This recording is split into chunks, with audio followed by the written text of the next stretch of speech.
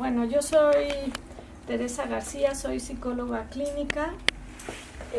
Llevo un poquito más de 25 años de trabajar en la consulta terapéutica. Tengo la maestría en psicología clínica de la UNAM y luego varios diplomados en diferentes cosas, como en psicoterapia de niños y adolescentes, en psicoterapia de mamás con bebés. Y los últimos 10 años llevo estudiando un método que se llama Hakomi, que es otro método de psicoterapia. Llevo muchos de estos años acompañando a mamás y a papás en su parentalidad. Entonces vienen conmigo y trabajamos en paralelo su historia personal con su estilo de maternaje para irlo armonizando, digamos, y revisando dónde esa parte de tu historia condiciona que tú seas una mamá o un papá de cierto tipo que quizá quieres modificar y entonces poder trabajar en eso con una mayor conciencia. Y aunque yo empecé trabajando con niños, paulatinamente me he ido moviendo mejor a trabajar a través de los papás para así acceder a los niños. Y este tipo de trabajo es totalmente afín a esa manera de pensar. Como les decía, este es un libro escrito por Peter Levine y Maggie Klein, y en el que vamos a ir viendo cómo prevenir el trauma en los niños a través del uso de la conciencia sensorial, es decir, de irnos conectando con las sensaciones y poderlas ir registrando y irlas utilizando como señales de sabiduría del cuerpo que nos permiten, nos abren opciones para cómo reaccionar frente a diferentes situaciones. El trauma aparece cuando el niño experimenta algo que lo deja atónito o perplejo, es digamos como un rayo repentino que le cae encima, no sabe cómo reaccionar y lo desconecta, que es un poco de lo que hablaba Daniela, de lo que buscan volverlo a conectar, lo desconectan de su cuerpo, de su mente y de su espíritu. Lo esencial del trauma es que el niño se siente en una absoluta indefensión, o sea, no pudo hacer nada, no podría haber hecho nada, se le presentó esta circunstancia y lo dejó totalmente abrumado. Combinado, y aquí es el factor muy importante, con el abandono de los cuidadores potenciales. Acuérdense que para los niños el vivir cualquier circunstancia, por más difícil y compleja que sea, si está al lado el adulto de su confianza y este adulto se logra mantener con una relativa calma, entonces todo ya se enmarca desde una perspectiva diferente, ya es algo con lo que siente que puede lidiar, ¿no? Y ese es el rol que tenemos nosotros como adultos, mantener esa calma para poder ser ese, digamos, referente del niño que le permite saber que esto no es la muerte, o sea, que aquí no se va a acabar todo, que sí hay esperanza y que se va a ir acomodando. Hay dos tipos de trauma. Primordialmente el que es psicológico tiene que ver con algo que ha sido repetitivo, ¿no? O un abandono o una negligencia continua, y esto va a crear miedos y tensiones nerviosas que hacen que el niño viva en un estrés crónico. Hoy no vamos a hablar de este tipo de trauma, que es, como se podrán imaginar, mucho más complejo de abordar. Hoy el que vamos a trabajar es el trauma fisiológico, que se caracteriza porque es un solo evento. Como les decía yo, el niño que se cae de la bicicleta o del columpio o en el coche y chocaron, ¿no? O en esta ciudad, desgraciadamente, le toca ver un asalto o alguna situación de esas. Entonces sí es muy importante que podamos separar el que hoy nos vamos a concentrar en el trauma fisiológico. Todo el trabajo de Peter Levine sí aborda evidentemente los traumas también psicológicos, pero ya eso es un tipo de intervención para la cual se requiere mucho mayor entrenamiento y donde sí es preferible que la haga alguien que ya tenga el entrenamiento de experiencia somática. Como adultos tenemos que recordar siempre que el trauma no reside en el evento mismo. Ay, solo se cayó de la periquera, por Dios, ¿qué tan grave puede ser? No pasó nada. No pasó nada, exacto, sino en el efecto que ese evento tenga en el sistema nervioso. a mí, un niñito de 4 años que lo llevan de sorpresa a Disney. Ay, sí, El niño llegó de sorpresa a Disney y dejó de hablar 2 semanas. Claro. Eso es un trauma, aunque sea Disney, ¿no? Entonces, un evento de tal magnitud, el niño no tenía ningún referente para poderlo recibir, le cae encima Mickey Mouse, ¿no? Y claro, toda esta energía movilizada para enfrentar una situación novedosa que el cerebro todavía no acaba de saber si es peligrosa o no. Acuérdense que llega el impacto de lo que sea que venga de afuera y en ese minuto el cerebro ya fue mucho, milisegundo, el cerebro hace la evaluación, bueno o malo, me acerco, me alejo. Y ahí es donde incide el trauma si es demasiado y entonces el niño ya no puede hacer el siguiente proceso de aléjate, acércate, etc. Entonces en ese milisegundo de decir estoy en Disney, ya fue tal la movilización de energía con la no actividad que entonces eso se queda atorado en el cuerpo y esa energía residual es lo que Peter Levine llama trauma. ¿Hasta aquí alguna duda?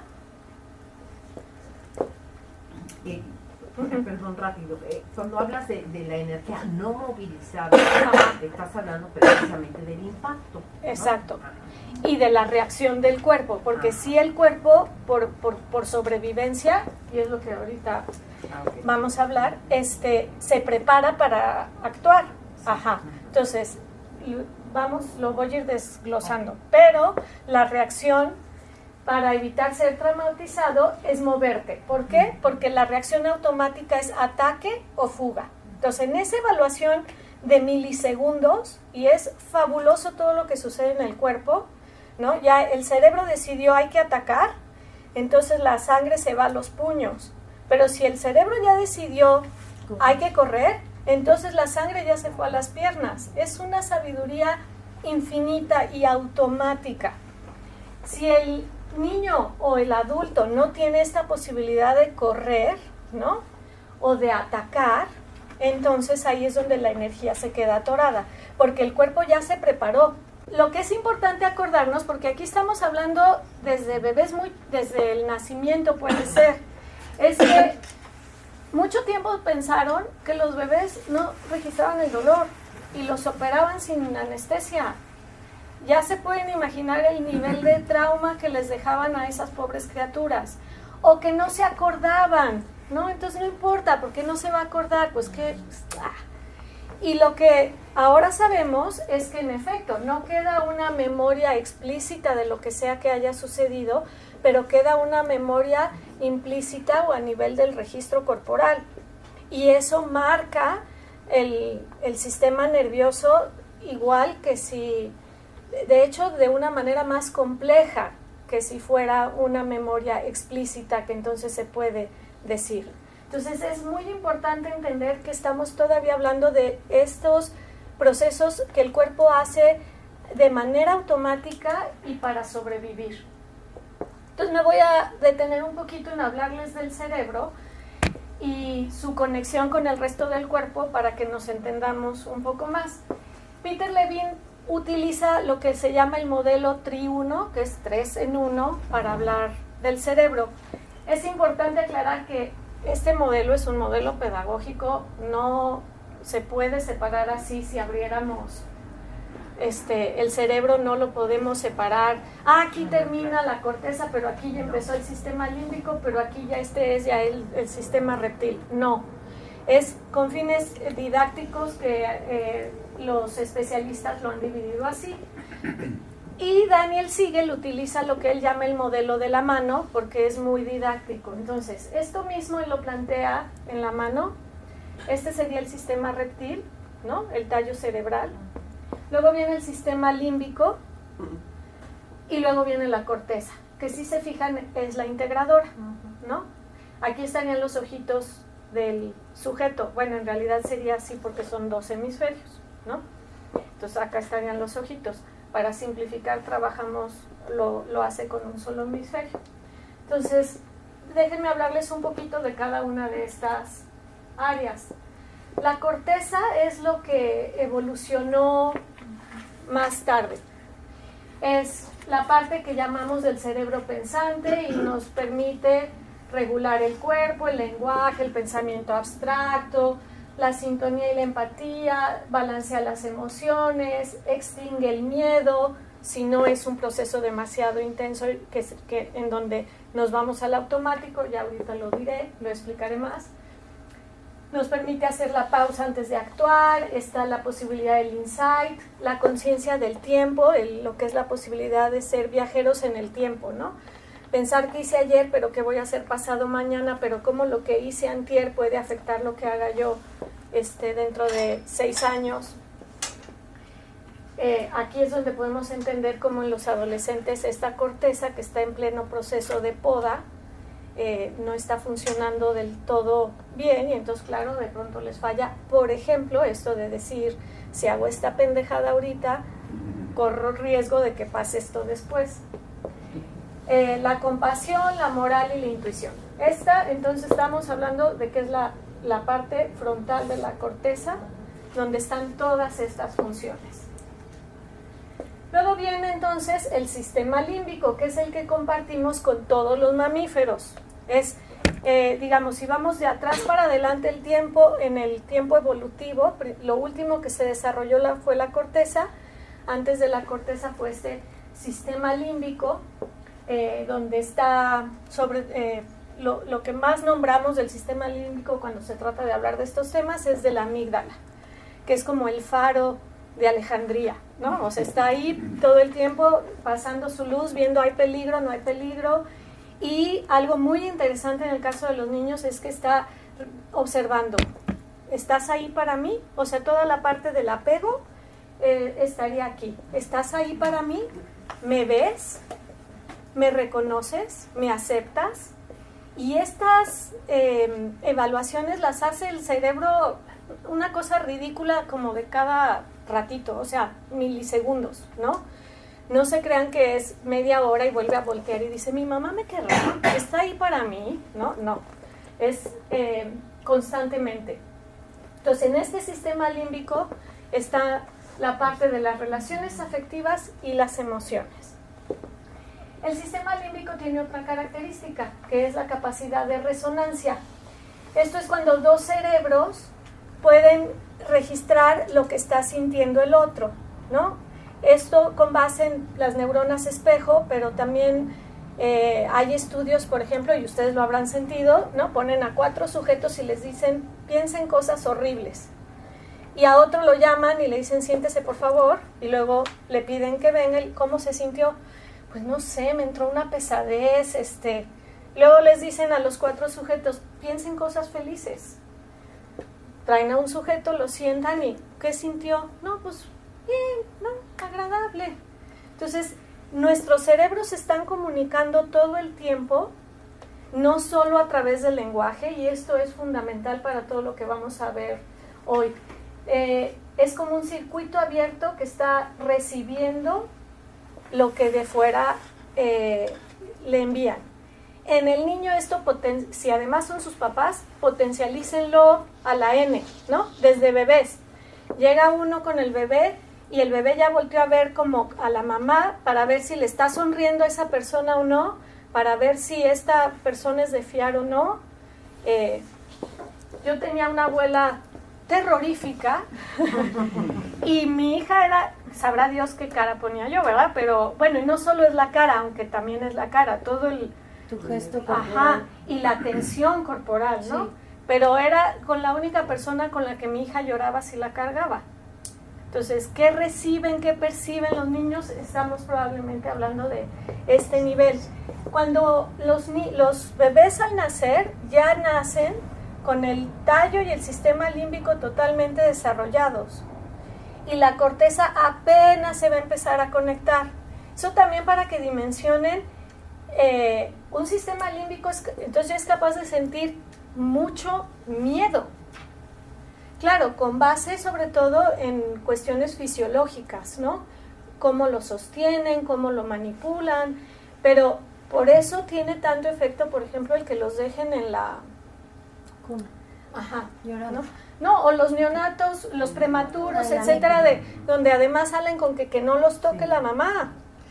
Y los dejan ahí sujetos a estas emociones sin ninguna posibilidad de regularse. Los primeros. Ajá. Además todos chillando. Exacto. De contención. Porque la única contención que el niño puede recibir, del bebé puede recibir, viene de afuera. En este momento de nacer, con la corteza que apenas está acabando de evolucionar, no hay manera que el niño ni se contenga ni se autorregule.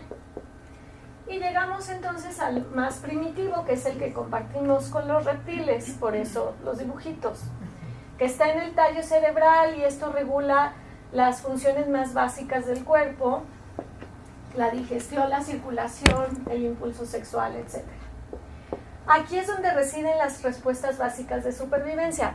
Podemos decir, bueno, pero la amígdala es la que da la señal, sí, por eso digo que es un modelo meramente pedagógico, no es que sea estricta la división. Pero aquí es donde el cerebro decide, ataco, huyo, y si no tengo ninguna de esas dos opciones, y mi opción para sobrevivir es el congelamiento, entonces me congelo. En los niños más pequeños, que obviamente no pueden huir, no pueden atacar, hay un automático hacia el congelamiento.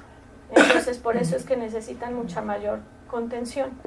En este proceso de ataque o huida o congelamiento, aún ya en los niños más grandes o los adultos, el proceso que es automático hace que la corteza se desconecte y las decisiones se toman de manera corporal.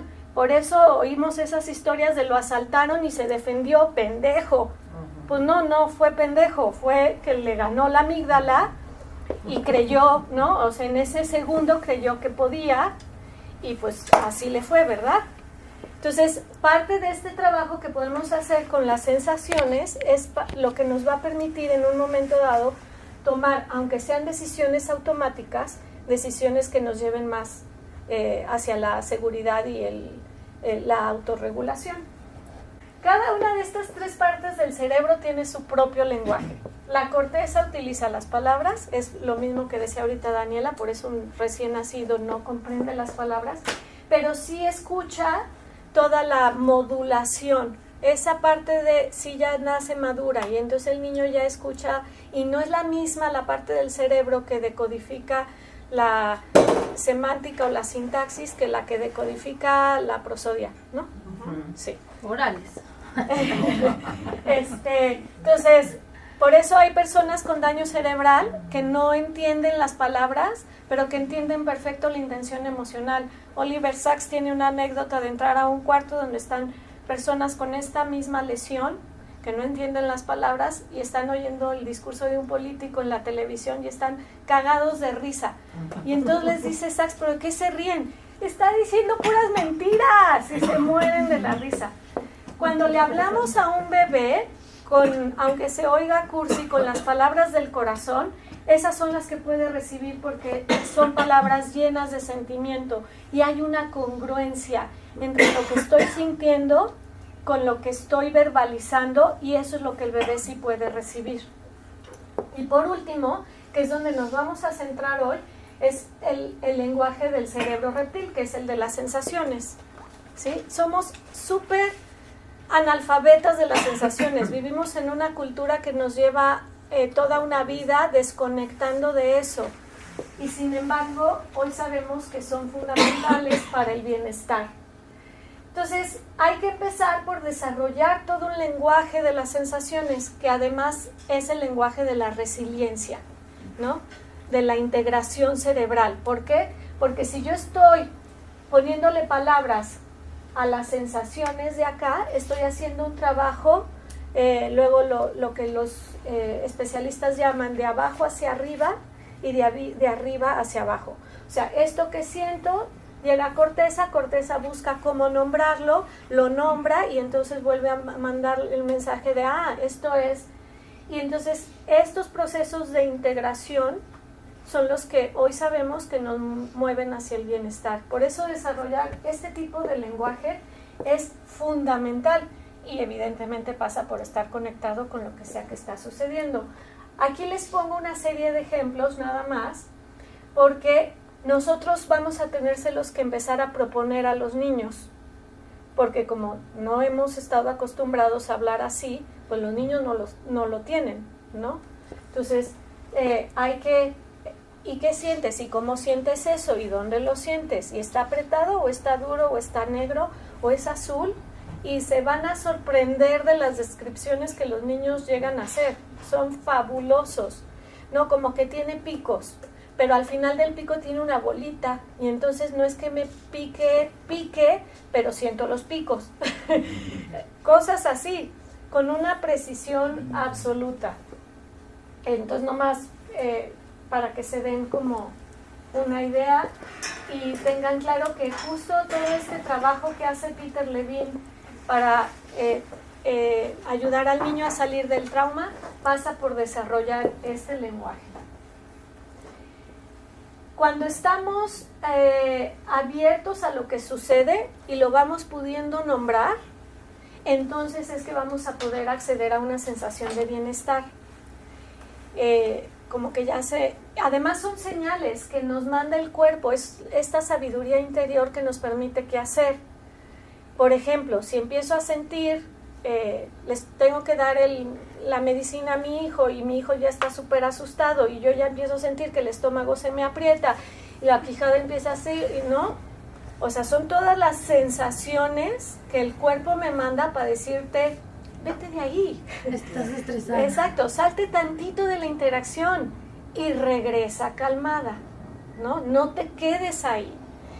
Esta sabiduría interior, si se fijan, es la que también queremos que desarrollen nuestros hijos conforme crecen. A ver, ese adulto que te ofreció darte dulces, no te vayas por la idea de dulces. ¿Cómo fue? ¿Te dio confianza? ¿No te dio confianza? ¿No? Uh-huh. O cuando esa amiga te dijo, mira, no es por molestar, pero tú, ¿cuál fue tu sensación? O sea, ese no es por molestar, me muero de la risa. Claro que te quería molestar, ¿qué sentiste? Claro. Y entonces si los regresamos a las sensaciones, los vamos a estar regresando a esta sabiduría interior que precisamente permite llegar al bienestar, porque además van a estar cambiando. Esto a mí me gusta pensarlo como los budistas describen las emociones. Si les ponemos atención, se vuelven nubes que pasan en lugar de quedarse atorado. Acuérdense que la característica del trauma es algo que se queda fijo. Ponerle atención permite que fluya. Entonces, no importa, y esto es lo que tenemos que transmitirle al niño, pero evidentemente para podérselo transmitir, primero no lo tenemos que creer nosotros, qué tan malo sea cierto sentimiento. Lo importante es saber que va a cambiar. O sea, nadie se queda enojado para siempre. Les pasa, por ejemplo, a los niños cuando están haciendo un duelo, que de pronto están en la escuela y puede haber sido su mamá la que falleció, pero están en la escuela y de pronto acaban de darse cuenta que este recreo la pasaron bien. Y entonces les viene como una sensación de culpa porque como que hay una idea de, ¿no debería yo de estar triste 24/7? ¿No? Entonces hay que ayudarle a entender a los niños que tanto, en primer lugar, las sensaciones, pero luego las emociones o los sentimientos, todos pasan. Y que entonces podemos mirar qué estoy sintiendo con paz, o sea, no estresarnos de, y es que además no, pues sí, eso estás sintiendo, está muy bien. Y confiando en que si permitimos que la cadena se dé completa, entonces el mismo cuerpo va hacia la sanación siempre de manera natural y automática, si se le permite hacer el proceso completo. Entonces, ahorita voy a entrar a decirles los primeros auxilios para la prevención del trauma, como hablábamos en estos casos de un evento así que llega y lo golpea, y entonces en ese momento, ¿qué como adultos podemos hacer para el niño? Entonces va a tratar de ir desenrollando esta energía que se produjo en friega y se atoró. Y para eso hay 8 pasos. Aquí están los 8 pasos y luego ya voy a ir uno por uno, pero me gusta verlos como en global. Entonces, lo primero es atender la respuesta del adulto, no la del niño, la mía, porque es eso que tú decías de las posturas, por ejemplo. Lo segundo que hacemos como adultos a cargo es evaluar la situación. Lo tercero, abrazar y tocar al hijo. Cuarto, medir el shock y observar cuándo se va desgastando para poder entonces empezar a hablar de las sensaciones. El quinto, muy importante, es seguir el ritmo del propio chavito y no que nos entre la prisa porque ya salga de ahí, ¿no? Y ya nos sonría y diga, sí, ya está todo bien, ma, tranquila, ¿no? El sexto es validar las respuestas físicas. El séptimo es confiar en su capacidad innata para sanar. Este séptimo es el estado mental en el que estamos, en el que tenemos que estar, confiando en su capacidad innata, en su proceso, de manera que eso a nosotros nos mantenga tranquilos. Y el octavo es entonces ya atender las respuestas emocionales del niño. Entonces, en primer lugar, atender la propia respuesta. Esto quiere decir, y de aquí levante la mano quien alguna vez de niño se cayó y lo que corrió el adulto a hacer fue a regañarlo. Sí. ¿No? Sí. Pues sí, pegarle. O a pegarte, exacto. Entonces, es mi susto lo descargo contigo y a ti te toca lidiar con tu susto más mi susto. Entonces, lo primero es lidiar con ese estado de... Entonces, para yo estar bien, no quiero milagros, todos nos asustamos, pero hay que tener algunos recursos de qué hacer. Respirar, exhalar, sentir los pies, pero esta imagen de sentir los pies y cómo me enraizo, el movimiento de cadera, entonces más vale pasar por loca que traumar doble al hijo, ¿no? El movimiento de los pies, todo lo que sea que la energía baje hacia abajo y que nos permita, entonces ya siento tranquilidad. Créanme, no va a pasar nada porque el niño llore unos segunditos ahí solito en lo que yo hago esto. Si ya cuando llego en mi centro. Pero la idea es que si vamos aprendiendo a dar la pausa antes de la reacción automática, sí podemos llegar ahí. Sí hay que hacer un trabajito o un trabajote, pero sí se puede. Yo me acuerdo muy bien una vez, estábamos en un como restaurante con unos amigos y el chiquito se cayó, tendría 4. Entonces llega la mamá, ¡te lastimaste! A ver, el brazo, muévelo! Claro, así reacciona el niño y cuando le dice muévelo, No se mueve nada. entonces juró que se le había roto y de ahí a urgencias. Y la que generó eso fue la mamá. Entonces no está fácil, es totalmente humano. Las veces que nos falle, lo vamos a comprender y vamos a ser compasivos con nosotros mismos.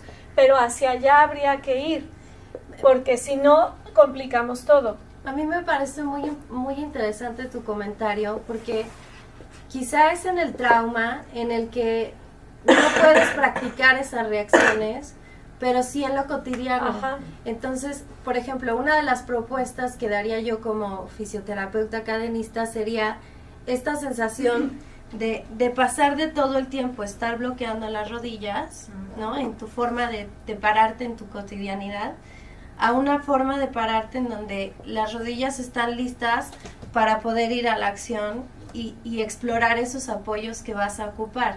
O sea, sería más un trabajo corporal en lo cotidiano que te permite o te predispone a tener una respuesta precipitada o una respuesta que parte del apoyo.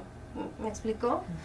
O sea, igual y mentalmente en el momento no puedes evaluar de qué manera puedes reaccionar o no, pero si en tu cuerpo está integrado ese todos los días de pasar de una cosa a la otra, quizás sea mucho más sencillo poder reaccionar a este tipo de eventos de manera más integrada. Es lo que dicen que el susto es la excitación sin exhalación, porque la excitación viene y es ¡ah! Y ahí se te quedas ahí.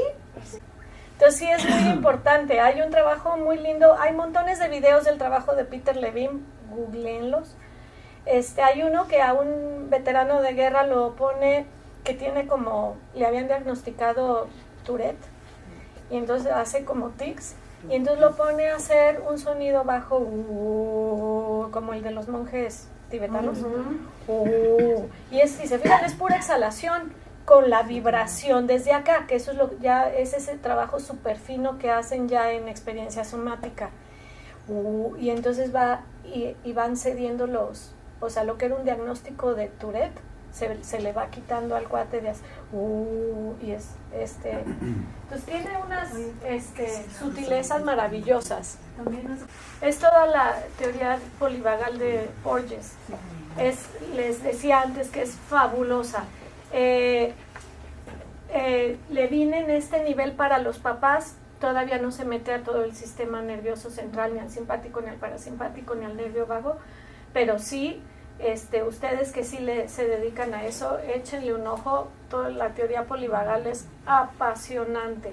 El segundo paso entonces es evaluar la situación, ver las señales de shock que estarían, por ejemplo, en los ojos vidriosos, la palidez, la respiración muy cortita, ¿no? El pulso rápido, o un niño que está instalado en la negación se cayó desde arriba de la resbaladilla y dice, no pasó nada.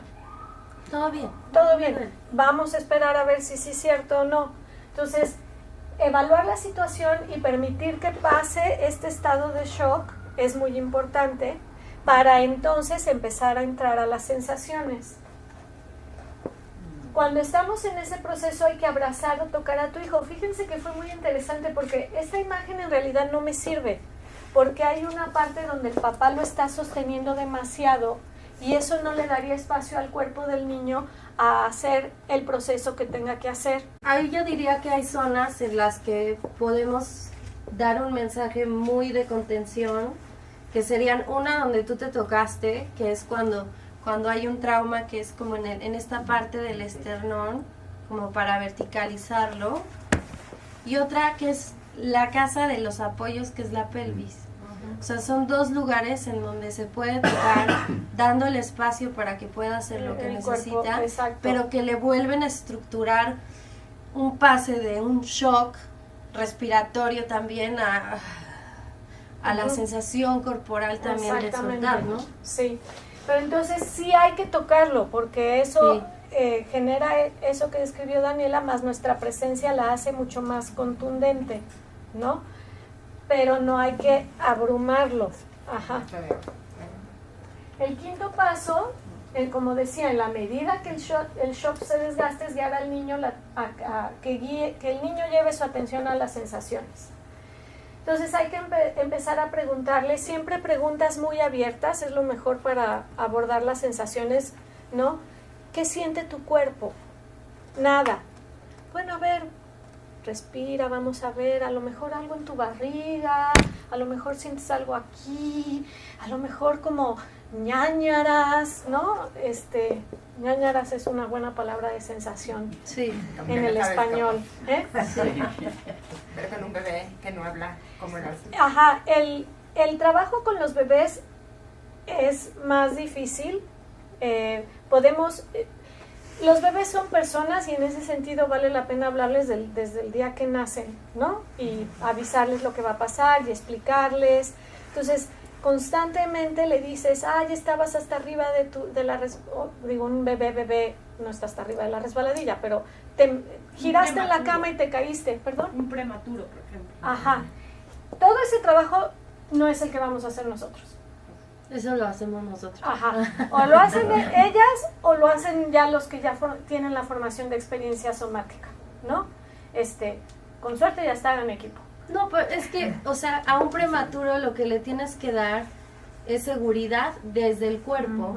Yo siempre digo, los bebés son marcianos. No conocen el planeta Tierra, no conocen su cuerpo, no saben que tienen dos manos, no saben nada de sí mismos, vienen a conocerse. Entonces, cómo les presentas el mundo es en la manera en la que lo van a ir integrando también.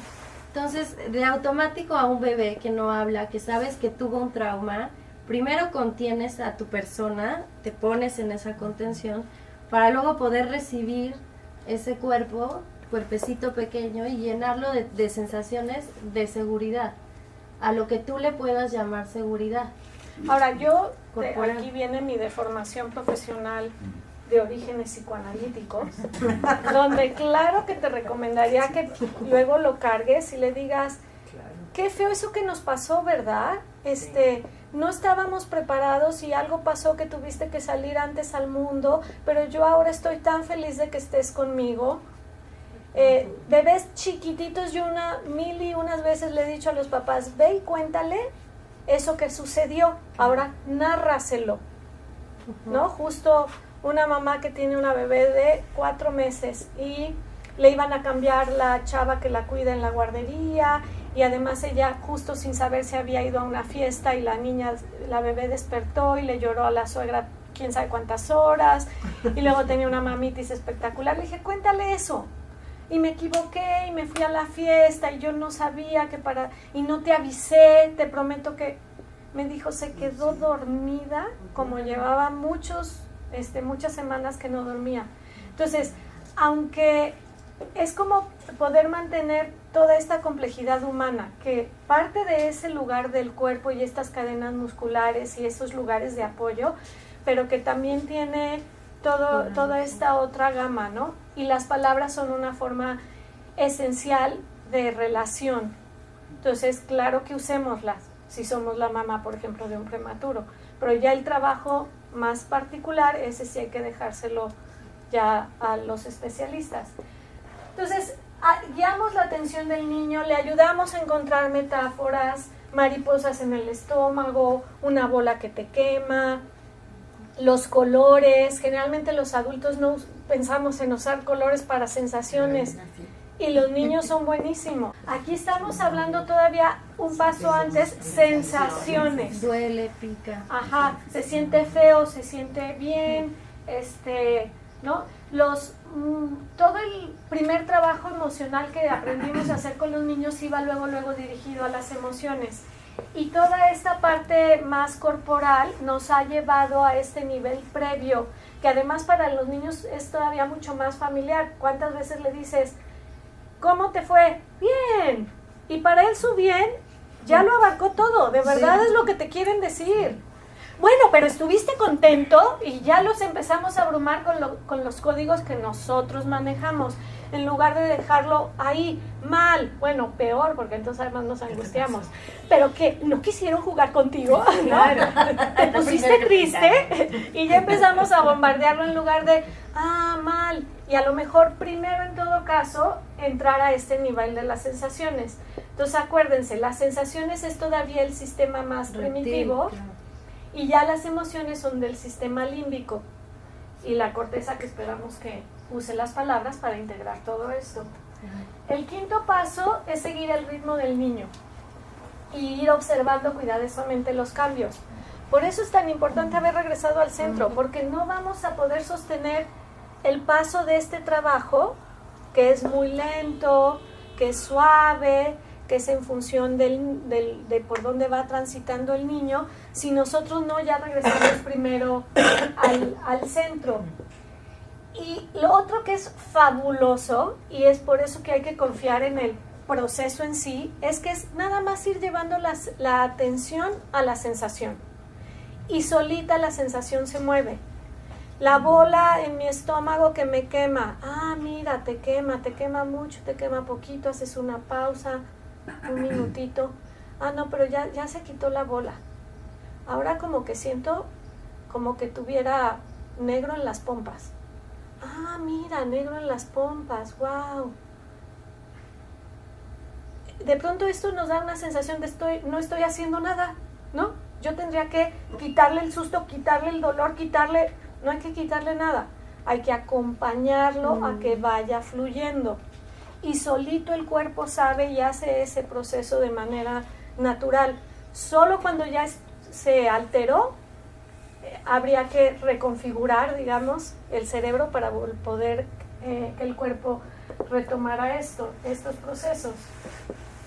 Hay que validar constantemente las respuestas físicas del niño. Si está llorando, pero no llores, ¿no? O esto que decíamos de nosotros chiquitos, la nalgada, ¿por qué te caíste? Pero si te dije que te fijaras y además no llores. Así o más traumados quieren que estemos, ¿no? Entonces, por eso es tan importante el trabajo personal, porque nadie hizo esto con nosotros. Zape. Ajá. Aprendimos muchos a zape. La temblada es esencial, por ejemplo. Y hay como nos pone nerviosos, muchas veces el impulso es a detenerlo. Y esto sí hay montones de estudio, por ejemplo, aún en eventos dramáticos como tsunamis o terremotos, los niños a los que se les permite temblar tienen recuperaciones mucho más rápidas que los niños a los que no se les permite temblar. Es un mecanismo súper natural. La semana pasada me llevaron un niño, le contaba a Gabriela, que casi se meten a robar a su casa. Y entonces la mamá se da cuenta, agarra al chamaco y corren a esconderse al cuarto con la muchacha. Y entonces él me está contando y yo le digo, ¿y qué sentiste en tu cuerpo? Me dice, temblé mucho. Digo, ¡ay, qué fabuloso! Temblar es buenísimo porque saca el miedo del cuerpo. ¡Qué bueno que temblaste! Y ya, bueno, hicimos ahí unos ejercicios más de temblar y correr, ¿no? Cuando hay un ladrón, todo su sistema lo que lo pone es, córrele, güey, ¿no? Pero luego llegas al cuarto y te dicen, ahora quédate ahí quietecito. Claro que es lo que hay que hacer. O sea, ahí no hay otra, ¿no? Escóndete, quédate calladito, pero va en contra de toda la biología. Entonces, luego, ¿qué hacemos con esa energía que el niño hubiera podido correr de la Roma a la del Valle, ¿no? Entonces, aquí siempre se puede retomar porque eso se quedó ahí atorado. Entonces, temblaba y corría y eran unas carcajadas porque es la liberación. Entonces ya, y esto que se empieza como a reequilibrar, ¿no? Y entonces ya llega al gozo. Entonces no se asusten de las reacciones, acompáñenlas.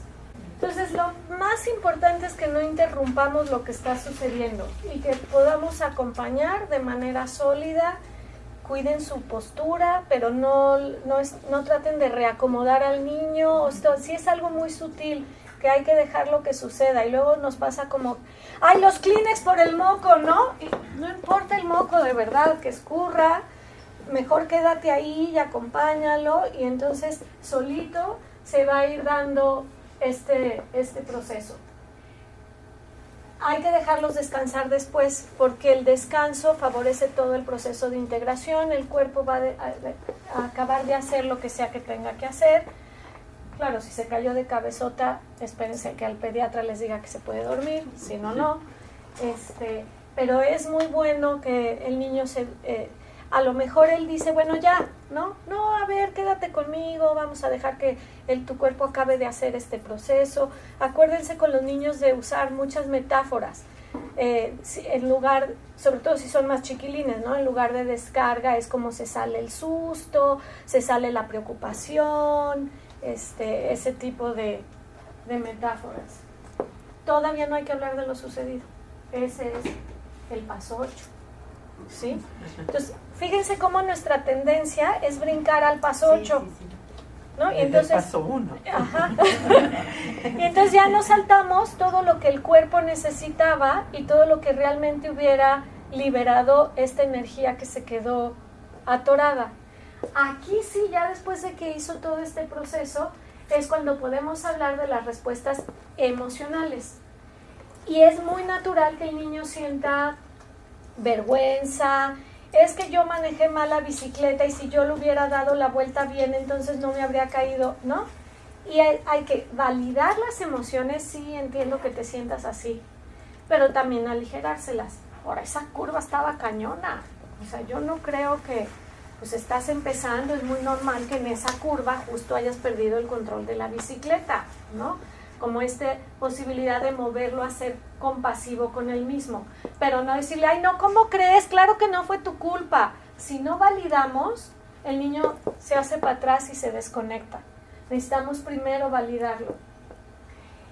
Cuando el niño ya está calmado es cuando ya podemos hablar de todo esto y aquí se abren las posibilidades de intervención a lo que les dé su creatividad. Es el momento de hacer dibujos, de jugar con plastilina, de contar historias, de hacer rimas. Por ejemplo, esta sensación de congelamiento es muy buena si les enseñamos cómo hay montones de animales que hacen eso en la naturaleza para sobrevivir. Es un mecanismo natural de quedarte paralizado, de las zarigüeyas, por ejemplo, Sí. ¿no? Aquí podemos, eso que hicimos con nosotros mismos de sentir las raíces, etcétera, funciona muy bien. Una amiguita de mi hija, estando con mis hijas, el perro le arrancó y a ella se la llevaron, estábamos fuera de México, a ella se la llevaron a México a atender y yo me quedé con la hermanita y mis 2 hijas que habían visto la sangre, ¿no? Entonces, pues por un lado hicimos esta parte de narrarlo como en un cuento donde qué le pasó y la perra fue muy linda, tenía cachorritos, la niña se acerca a agarrar el cachorrito y la perra dice ni más, la agarra de aquí, pero no le encajó los colmillos, o sea, sí la jaló y pues se le desgarró, ¿no? Pero no la dan, o sea, no había intención de agresiva, ¿no? Entonces, este proceso de hacer rimas, del susto, poder ver el susto de la perra y el susto de ellas, como todas estaban asustadas, y luego movernos a este lugar de las raíces. Y entonces la sensación que les gusta mucho a los niños es como de poner música, y entonces me encanta porque tú ya lo traduces a lo que está pasando, ¿no? Y sentir como aunque se mueven, un poco tipo el bambú, que es altamente flexible pero no se cae, y entonces ellos, y es reconectarlos con su propia fuerza y sus propias raíces, y entonces empiezan a tener una calma y empieza a fluir, y hacen las rimas, y entonces, pero todo esto, que generalmente es lo que tendemos a hacer, o lo que yo les puedo decir, lo que todo, también mi entrenamiento de hasta hace unos 10 años me decía, quisiera, háblalo. Levin lo que sabe hoy es que, y los especialistas en trauma, es que muchas veces hablarlo nada más retraumatiza, si no hay una liberación de esta energía atorada. Entonces, claro que también se puede hablar, pero este es el paso 8. Hay que integrar la mente y el cuerpo otra vez. Todo el tiempo, sí, exactamente. Hablar solo es la parte intelectual, pero y el cuerpo es donde quedan las memorias. Exacto. Si te fijas, por ejemplo, las rimas están haciendo eso. ¿Cómo pongo todo esto que a este nivel de las rimas, ¿no? Y entonces la zarigüeya bella se quedó muy quieta, ¿no? Y estoy improvisando, pero es parte de, está haciendo que suba todo esto de abajo hacia arriba y de arriba hacia abajo, y también, que hoy ya no lo tocamos, pero a nivel de los 2 hemisferios, las emociones intensas del hemisferio derecho con la capacidad del lenguaje del hemisferio izquierdo. Y por eso es que hablamos de que estar conectado con las sensaciones favorece la integración, y la integración favorece el bienestar emocional y la resiliencia. Por eso queremos que nuestros niños aprendan a hablar de esto, confiando en que si les damos el tiempo y la atención necesaria, ellos solitos van a completar el proceso. Nomás es cuestión de no interrumpirlo, aunque nos cueste trabajo.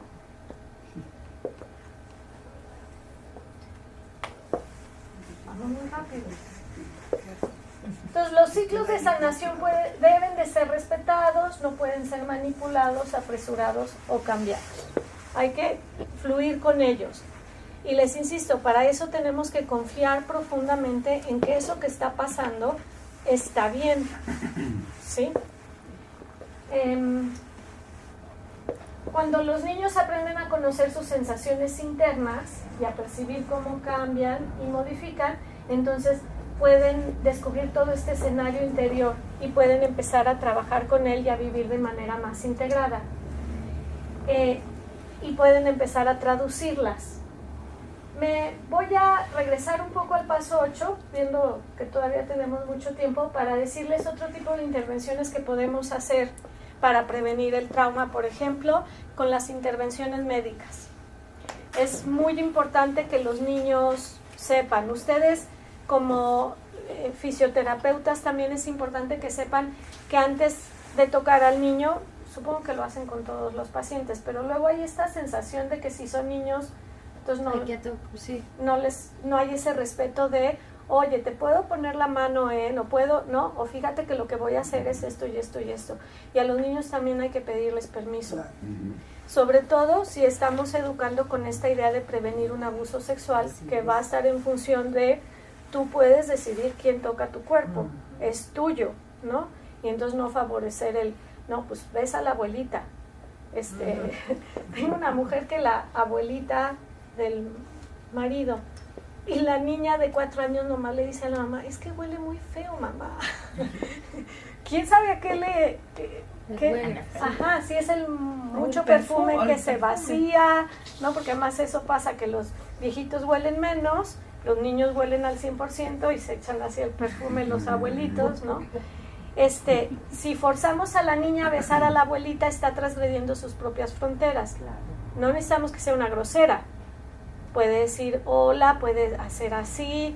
Justo el otro día hablábamos de que a lo mejor hiciera una papirola o algo y con esa le dijera, este es el beso, y le entregara la palomita, ¿no? En lugar de... Y toda la presión familiar sobre la mamá. No saluda. Qué maleducada, ¿no? Con la misma abuela, es que nunca me quiere saludar. Ah, sí. Y luego con esa actitud, peor, ¿no? En lugar de tratar de cultivar algo con el niño. Pero déjenme regresar a los doctores. Si va a haber una intervención médica, es importante que el niño conozca al doctor y lo conozca sin bata. Supongo que eso aplica también para ustedes. Sí. Para que entonces lo pueda identificar como un ser humano normal. Hay que avisarle lo que va a pasar. Acuérdense que el cerebro se desarrolla porque está prediciendo lo que va a suceder. Desde ahí, desde los organismos unicelulares que se empiezan a poder mover, ahí empieza el desarrollo del cerebro. Entonces, el niño, el saber qué sigue, le da una tranquilidad infinita. O cómo le voy a hacer. Y con la verdad, no detalles innecesarios. Van a encajar el bisturí y se va a salir la sangre. No, exacto. Pero sí te van a abrir y va a estar el doctor y no te va a doler nada porque el doctor te va a haber puesto antes una medicina que va a hacer que te quedes dormido y que no sientas nada. Toda la información, mientras más puntual pueda ser, donde sí le va a doler, le dicen sí le va a doler. Y dos observaciones hace Peter Levine en su trabajo muy importantes. La transición de la anestesia a la vigilia. Hay que avisarle que puede ser una transición muy rara, ¿no? Que puedes, como que despiertas, pero no despiertas, pero a lo mejor puedes sentir que estás flotando, ¿no? Para que él no se espante. Muchos niños lo traumático es este momento de despertar de la anestesia en la sala de recuperación, estando solos y con estas sensaciones corporales que no entienden. Porque además ahorita pensando en lo que tú dijiste, te saca de todos tus apoyos. Sí, pues no sabes si estás vivo o estás muerto. Ajá. O sea, porque pasaste de estar súper dormido a no sentirte como antes te percibías. Ajá. Y la pregunta es, ¿voy a quedar así? ¿Esto es lo que voy a sentir de ahora en adelante? O... Acuérdense que con los niños esa es siempre la pregunta. ¿Va a durar esto para siempre? Uh-huh. Y entonces el avisarle se va a acabar. No sé exactamente cuándo, pero se va a acabar. No te va a doler para siempre. Es súper liberador. Y claro, cuando ya tenemos estas perversiones adultas de disfrutar un vinito, donde entonces eso de flotar no está tan malo, por eso a veces no tenemos conciencia de lo que representa para ellos, porque para nosotros ya tiene una cualidad agradable y sabemos que se va a acabar. En cambio, ellos puede ser tremendo. Eso que esto falta ver que alguien nos haga caso, dice Peter Levine, que además de la anestesia general, siempre deberían de poner anestesia local alrededor de la herida.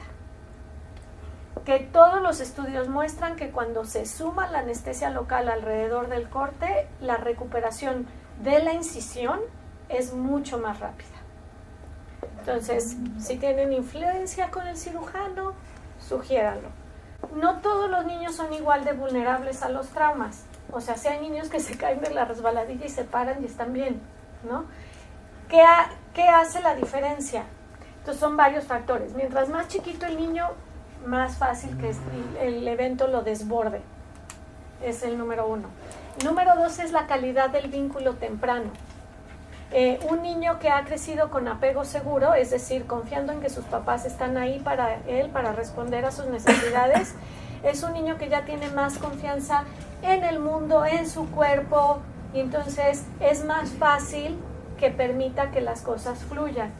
Un niño, por ejemplo, como con el que trabajaste tú, claro, si te fijas, lo primero que hizo fue hacer un apego seguro contigo, y entonces ya de ahí puede él trabajar. Sin ese apego seguro no hay la posibilidad de intervención, porque además, y aquí entra muchísimo toda la teoría polivagal, el cuerpo no va a recibir la intervención si no se siente en un lugar seguro. Porges tiene una descripción, cuenta, es muy simpático, le tenían que hacer, tuvo un problema de salud. Y 2 cosas cuenta. Una es que cuando le van a hacer del cerebro, él está súper entusiasmado, es este método que sus colegas utilizan todo el tiempo para todos los avances que ha habido y sin embargo a la hora que lo ponen en la camilla y lo empiezan a mover hacia adentro del túnel, es como, no, tengo sed, espérenme, ¿no? Además me encanta el tengo sed porque son las mismas estrategias de los niños. No, tengo sed, necesito un Kleenex. Se me desabrochó la aguja. Ajá, exacto. Entonces lo sacan, le dan agua, vuelven a meterlo y se da cuenta que vuelve a la angustia, pero es justo, es una angustia de este sistema reptil que no pasa por seamos razonables. Él luego ya se queda reflexionando y dice, claro, era entre toda la situación de novedad, que al final el cerebro la traduce como ojo, aquí puede haber riesgo, ¿no? La novedad tiene esa cualidad, más este sonido grave de la máquina moviéndose, y los sonidos graves el sistema nervioso los asocia con el predador. Entonces, el predador, o sea, ahí viene, ¿no? El que te puede... Ajá, exacto. Y entonces entra, su sistema primitivo entró en alarma, este hombre, todo sapiencia de todos estos procesos, y no se pudo hacer el estudio en ese momento. Y luego lo tenían que operar, no era tan de urgencia, entonces dice que a él le tomó 1 año de ir a darse vueltas al hospital. Entonces, la mayoría, gracias a Dios, de las emergencias son emergencias que nos permiten todavía tomar en cuenta el lado psicológico. Si no, pues ya fluyamos con eso y ya sepamos que luego hay todas estas posibilidades de trabajo para apoyar al niño. A ver, sí me quedó claro que dijiste que ibas a enfocarlo a la parte fisiológica. Ajá. Pero es que me surge una pregunta que se sesga un poquito, tiene que ver con que si se puede trabajar de la misma manera con los niños las fobias. Yo pensaría, yo lo intentaría, Sí. claro. Pero que fobias depende a qué, ¿no? Sí, pero mira, es que si es una niña que tiene angustia de ir a la escuela, el puro hecho de que tú cambies su foco de atención a qué está pasando en tu cuerpo, en lugar de estar pensando en la historia. Ajá, entonces la escuela, pero entonces los niños a los que no le caigo bien y la maestra que me ve feo y la tarea que no la hice, si tú te regresas al cuerpo, entonces puede ayudar a modular, a regular toda la ansiedad. Ahora sí que al final todo tiene que ver con la regulación. Y entonces si regresamos primero a las sensaciones y de ahí pues un poco esto de estar bien parados, bien colocados en nuestro cuerpo, lo que sea que venga, tenemos más posibilidades de manejarlo mejor. Si se fijan, no solo en esta plática estamos yendo, no se salten al paso 8, sino que hay toda una cuestión en la salud mental y del cuerpo de regresar a esto que claro que nos tardamos más tiempo en descubrir porque no pasa por lo verbal, ¿no? Y entonces ha tenido que combinarse el avance de la neurociencia con cuates como Levin, que son grandes observadores de la naturaleza. O como Ray. Honor a quien honor merece. Como Baudelaire. Sí. Pero sí ha tenido que haber un movimiento, ¿no?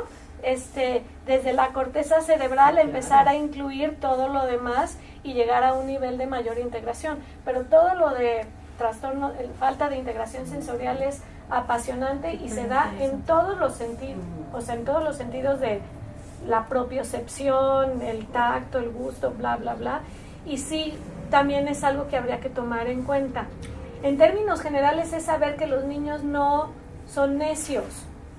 Si tienen algo se les está atorando, algo más debe estar pasando. No es que me quieran manipular, no es que me quiera hacer La enojar. etiqueta, claro. Está muy Ajá. consentido. Ajá. Algo está pasando que no... Es un aviso constante. Exactamente. De los niños. Y tomémonos el tiempo de tratar de descifrarlo. Pero es confiar también en nuestros hijos. Con y entonces este, lo ponen, la claro, ponen en evidencia, ¿verdad? con este Entonces ahí hay niñito un problema. que les contaba del asalto pasó algo muy interesante. Esto fue antecitos, disculpen mi español, de Navidad. Y entonces, en la mera comida de Navidad, de pronto la mamá le dice, sí, ve y inventa una travesura con tus primos, que son primos lejanos. Y entonces el niño fue, 6 añitos, y vaciaron el shampoo en la regadera, y agarraron las cremas de la mamá y embarraron en unos escalones.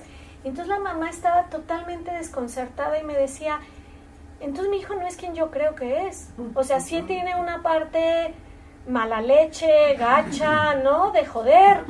Yo le decía, O no. de investigar. Bueno, o pues de lo que probar. sucede en la sesión, que yo vi los ojos de plato de la mamá, es que cuando él está haciendo el dibujo de este momento donde ya llega la mamá y se lo lleva al cuarto, le dice, ¿qué podemos hacer? Y entonces, pues él dice, pues les podemos poner trampas a los rateros. Y voltea con la mamá y le dice, pero es que luego te enojas con las trampas. Claro. Que era lo que estaba poniendo él. Exactamente.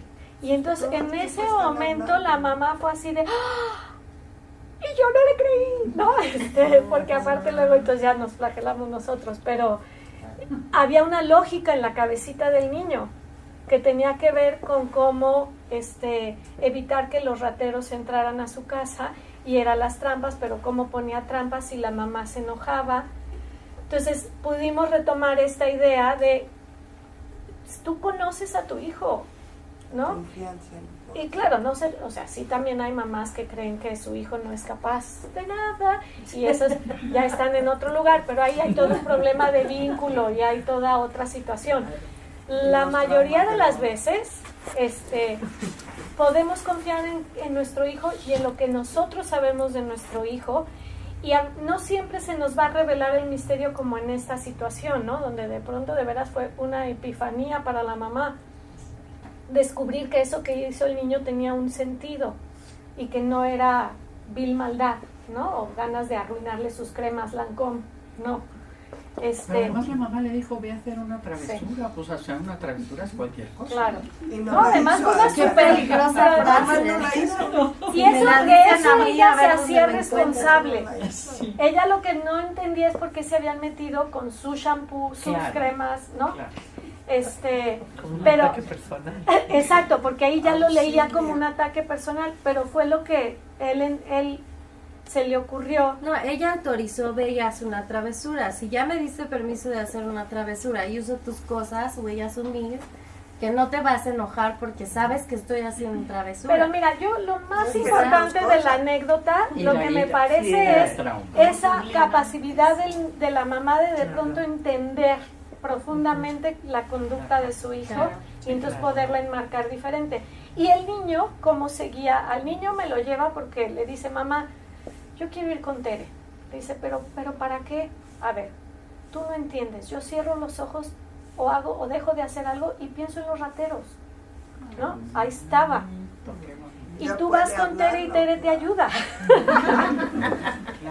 Y entonces vino a esta única sesión, pero además desde ahí, el niño fue el que se le ocurrió en sus recursos cómo podía resolver esta situación, Que no ¿no? quiere y que le molesta. Ajá, y que lo tiene en un mal lugar. Sí. ¿Y qué es lo que normalmente hacen los niños? ¿No? Sublimar a través del juego Sí. las circunstancias. Sí, ese también es un gran recurso para trabajar el trauma, además de los dibujos, podemos jugar lo que pasó, ¿no? Por ejemplo, si se trata de una cuestión médica, ayuda mucho que sean muñequitos porque pone una cierta distancia, ¿no? Pero también si ya trabajó más y ya está en un lugar más calmado, también podemos, por ejemplo, repasar cómo caer, ¿no? para que no te duela. Si la caída fue jugando fútbol lo que le resultó traumático, yo ahí me declararía incompetente de enseñarle cómo caer, pero podemos conseguir a alguien que sí lo haga, ¿no?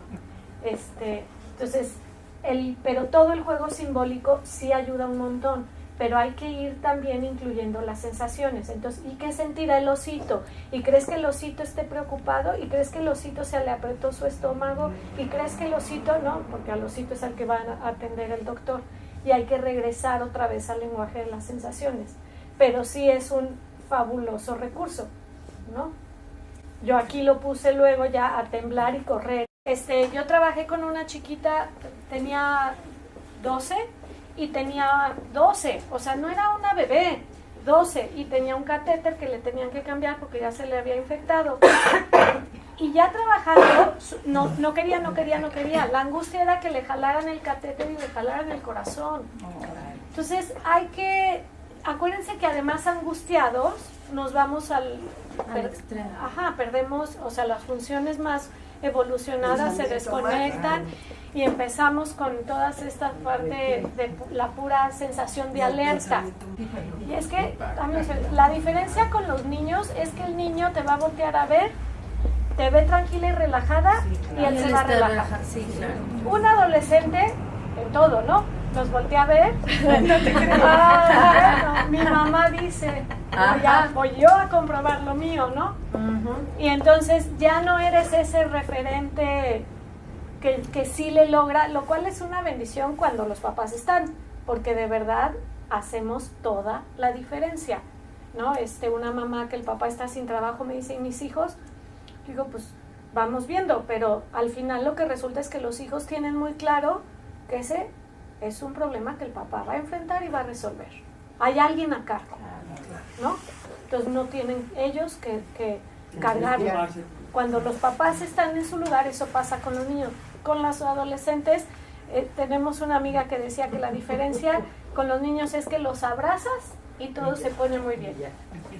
Los adolescentes ni te dejan abrazarlos, ¿no? Y aunque los abraces, nada se compone. Bueno, saben que los quieres y sí hace una diferencia, pero ya tienen otras cosas que resolver. Yo soy de la idea que todo lo que sume, ¿no? Y ya hoy en día hay tantos recursos y tantas posibilidades, y un poco el criterio es a mí que me resuena, a mí que me embona, a quién le puedo preguntar. Qué bueno que lo dices, porque eso acaba con la lucha de poderes. Es que no se tiene que decir uno es peor y el otro mejor, es realmente lo que le pueda funcionar a cada uno. Y eso es desde adentro, y eso también es válido para los niños, ¿no? Digo, al final, claro que las decisiones no le vamos a decir, ¿te operas o no te operas? No, pero sí también tomar en cuenta como eso que él siente que le puede funcionar. Cuando trabajamos con todas estas sensaciones, el objetivo final es tener una mayor autoconciencia que permite una autorregulación. Y lo que hemos ya dicho en otros momentos, este es el proceso de integración del cerebro que nos lleva a un lugar de bienestar. En nuestra relación con los hijos, o sea, esto pueden verlo en la persona o en los sistemas, ¿no? Porque igual una mamá autorregulada y autoconsciente está en un mucho mejor lugar, integrada, para responderle al hijo, pero además para ayudarlo a moverse a ese lugar de integración, ¿no? Usando la hermosa frase de Vygotsky de la zona proximal de desarrollo. Si yo estoy en ese lugar de mayor integración, mi hijo va a ir hacia allá de manera muy natural, pero es esa presencia integrada. Entonces, es un trabajo muy cotidiano, desde las posturas, desde estar más consciente de qué estoy sintiendo,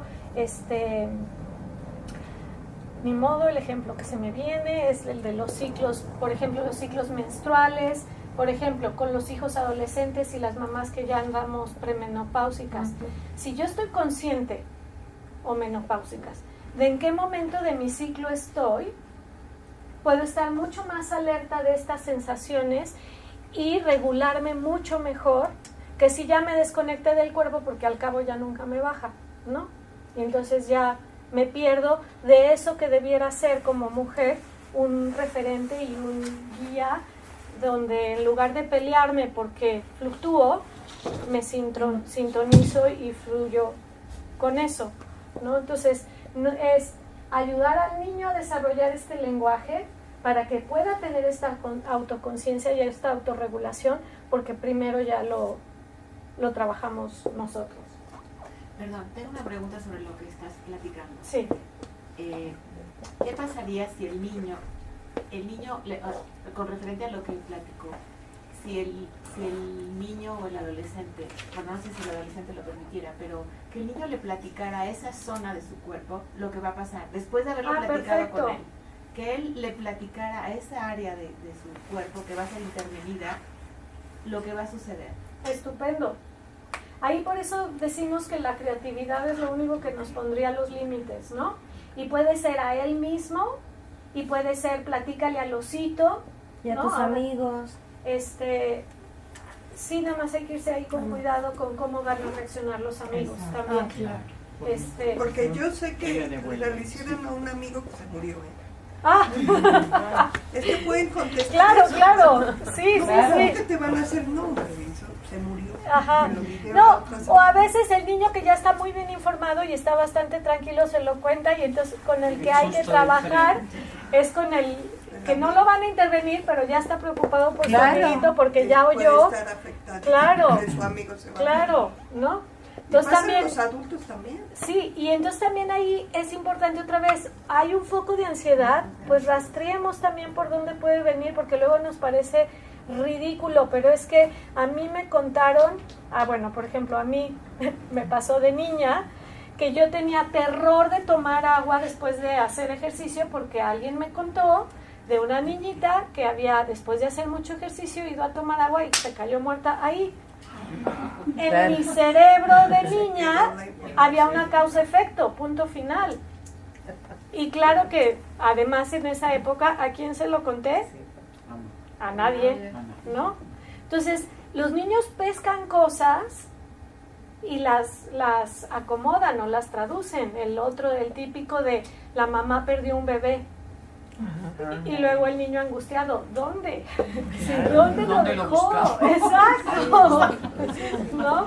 Entonces hay que tener también mucho cuidado con el lenguaje que utilizamos con los niños, escoger muy bien las palabras por esta parte del pensamiento literal, ¿no? Entonces seamos cuidadosos, si vemos una reacción, no tapémosla, en lugar de taparla, investiguemos. Ay, como que vi que tus hombros hicieron así. A ver, ¿y cómo es eso? ¿Y qué sientes? ¿Y qué pasa? Y entonces hay que desarrollar, si se fijan como papás, yo sé que nada más les sigo aumentando la tarea, lo siento muchísimo, o como fisioterapeutas, la capacidad de lo que se llama el rastreo. Todo el tiempo, ¿no? Estar mirando qué sucedió, qué pasó, cómo reaccionó, qué le pasó en el cuerpo. ¿No? Está bien, mamá, sí. ¿Estás convencido? Sí. A ver, ¿está convencido? Nice, ¿no? Entonces, el rastreo, corporal. ajá, y nuestro rastreo muy fino de el cuerpo, la cara, todo el sistema polivagal que se evalúa y se manifiesta justamente aquí, ¿no? ¿Y qué siento yo también? Claro. Ese es siempre el primer lugar. Si yo no estoy clara ahí, mejor le digo, dame 5 minutitos, me voy a hacer un té, ahorita vengo y platicamos. Y vayan y regresen, ¿no? Entonces, les digo, es como la puntita del iceberg de todo lo que está atrás del trabajo de Peter Levine. Y justamente, por primera vez en México, se va a abrir el entrenamiento en experiencia somática, que es esto, pero a las profundidades que quieran, y ya justo para poder trabajar con bebés, con adultos, después de situaciones difíciles, etcétera. Son 2 módulos al año durante 3 años. El primer módulo es ya ahora en abril. Entonces, no es barato, pero es un dinero muy bien gastado. Con que anoten, bueno, ¿lo podemos agrandar? Sí. Supongo que sí. Con que le hablen a Paulina, ella les puede dar y enviar por correo toda la información. No sé también. más bien si en tu presentación. Ah, eso sí que no me pidas que yo haga. No, en la presentación ya no se Ahí puede. está. ¿No? Ya no se puede. No es que yo no quiera, no sé. Pero que le saquen foto y después Ah, en el sí, mismo exacto. celular Ah, lo pero pueden yo les puedo mandarla, bueno, si tú no tienes problema, No, yo no tengo si todos problema. me dejaran su correo electrónico, les puedo enviar la presentación Ajá. si tú lo autorizas. Yo lo autorizo. Gracias. Yo les mando la presentación. Entonces, muy recomendable. Vienen los entrenadores, se entrenaron directamente con Peter Levine. Ellos son gringos, pero viven en Brasil. Y justo como lo que se trabaja es trauma, por cada tres participantes hay un asistente, ¿no? Porque claro, tú necesitas poder dejar, si quieres cumplir todo esto de respetar el proceso, llevar el ritmo de la persona, etcétera, etcétera, tienes que poder en ciertos momentos dejar a la persona cuidada por los asistentes y regresar con el grupo para seguir avanzando, ¿no? Entonces es algo que se hace con todo el cuidado y el profesionalismo que esto amerita, y es un método, en mi experiencia, totalmente compatible con cadenas musculares, Sí. con Hakomi, con todo lo que lleva Psicocorporal. el respeto Sacral. a la sabiduría del cuerpo, ¿no? Y a los procesos de integración. Sí. Entonces, este es otra vez el teléfono. Espera, que yo nunca lo encontré en internet el teléfono. Todos los datos menos el teléfono lo encontré. ¿Cuánto dura cada módulo? Ay, 7 días. Son 7 días, pero el de en medio es de descanso. Uno de descanso. Y incluye desde que te subes al camión, y yo nunca he ido a uno así, que desde que te subes al camión ya te desafanas, desde ahí. Y las personas que vienen de asistentes también vienen de Brasil, porque es requerimiento, bueno, y de Chile también, es requerimiento para ser asistente ya haber tenido, Cierto número de horas. sí, En parte del inglés. con traducción. Horas vuelo, Ajá. básicamente. No, está el maestro y va traduciendo, y habla la maestra y va traduciendo. Sí. Sí, que a algunas personas les parece muy lento, a mí me parece fabuloso. Es mejor. Sí, exacto. Tiempo. Sí, sí, y más contenidos así, ¿no? No, ella pregunta por Sí, la lectura no, de yo la sé, lectura. pero no, me lo sé. Sí, no, le lees los labios a la chava de al lado. Sí. ¿Alguna pregunta, comentario, duda? ¿Es experiencial el taller? Total, 100%, sí.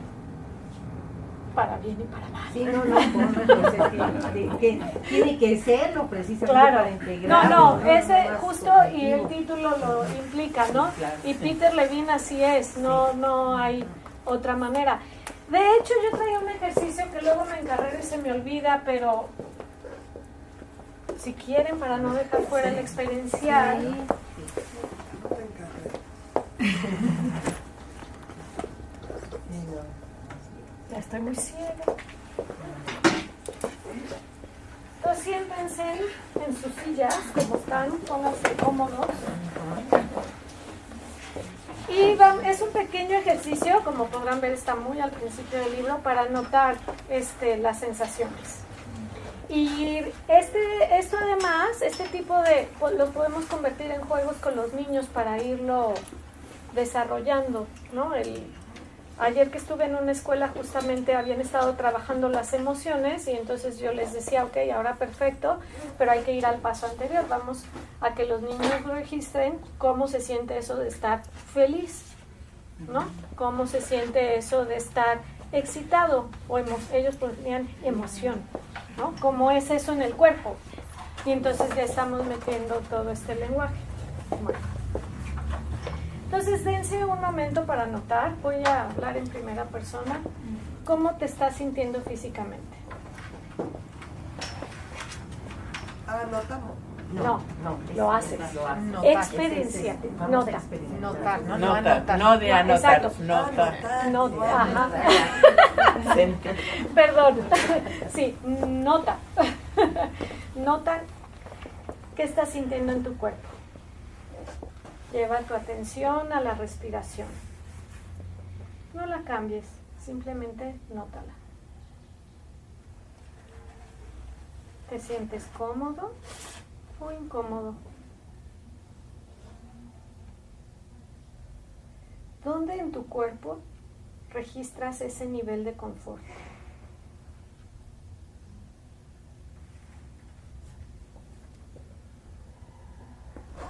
¿Qué notas?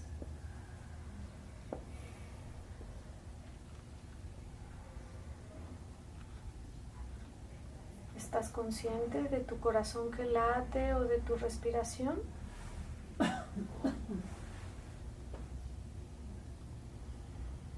Quizá estás más consciente de la tensión en alguno de tus músculos o en la temperatura de tu piel. Quizá notes algo que te pica.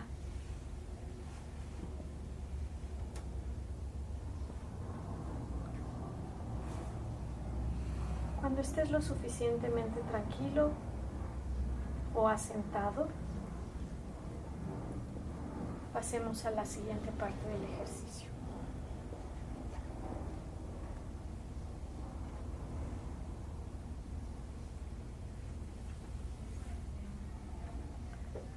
Imagina que es un agradable día del verano y vas a ir con tus hijos o tus sobrinos o algunos amigos a la playa. Vas en el coche y se oye tu canción favorita. Todos cantan. No hay prisa. Hoy no se trabaja ni mañana tampoco. Y además te encanta la playa. Los niños van a estar ocupados en una clase de natación y tú vas a poder hacer lo que tú quieras. Sin nada de responsabilidades durante 1 hora. Date un minuto para notar cómo se siente eso.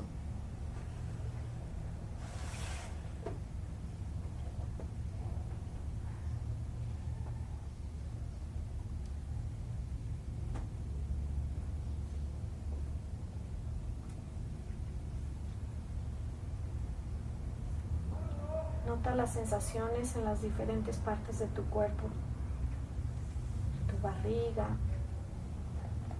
en tus muslos, tu respiración,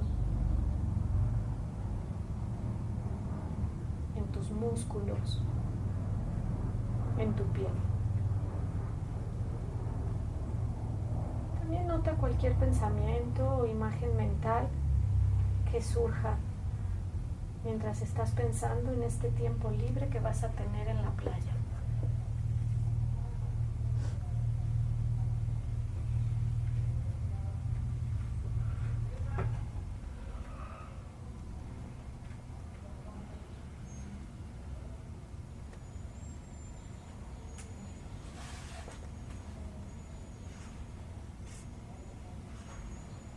De pronto, sin saber exactamente de dónde, un motociclista te cierra el paso y casi chocas con él. Además, es súper violento y te grita y te maldice como si hubiera sido tu culpa, y ahí, enfrente de tus hijos.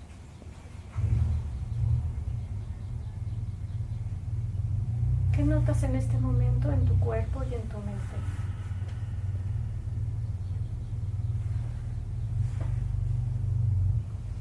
Compara estas sensaciones con los que tuviste en la primera parte del ejercicio.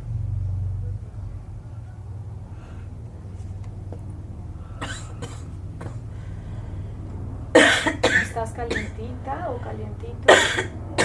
¿Tienes calor o te dio frío? ¿Te tensaste o se contrajo algo?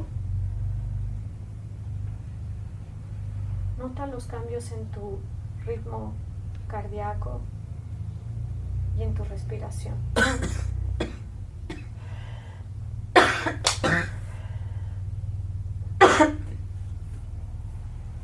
Nota si hay algo que quieres hacer o decir, o si simplemente te sientes anonadado.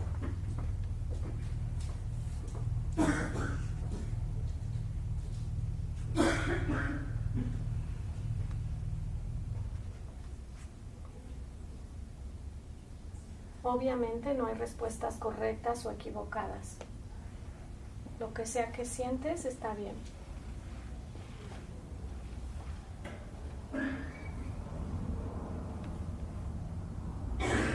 Quizás sentiste cómo se generaba la tensión en los hombros o cómo tus puños se cerraban para mover rápido el volante. Cuando te imaginaste a este motociclista cerrándote el paso. O quizás sentiste la furia y la irritación cuando escuchaste sus insultos. Quizá notaste que tus músculos en la parte de arriba del cuerpo se tensaban, preparándose como si quisieran pelear. Quizá notaste la tensión en las cuerdas vocales, listo para gritarle de regreso.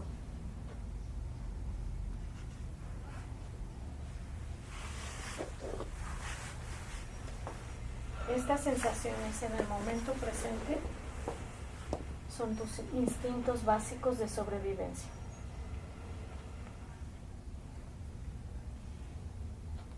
Ahora nada más vamos a darnos un minutito para imaginar que todas estas sensaciones son como copos de nieve en una de esas bolas de cristal. Imagina cómo van bajando paulatinamente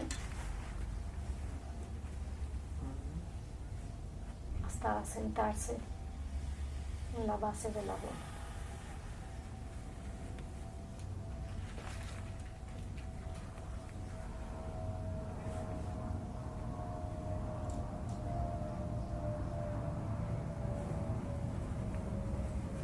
Respira. Exhala largo. Si te hace bien, exhala con ruido.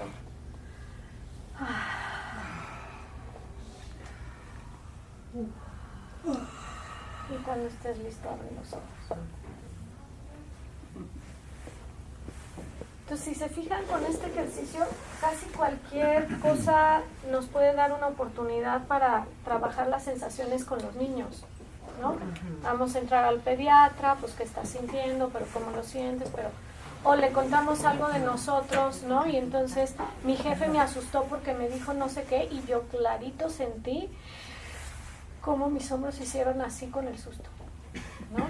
Entonces, todo podemos, si ponemos ahí nuestro foco de atención, pero todo nos da oportunidad porque el cuerpo está involucrado en todo, para ir desarrollando este nuevo lenguaje de las sensaciones y llevarlo a la integración.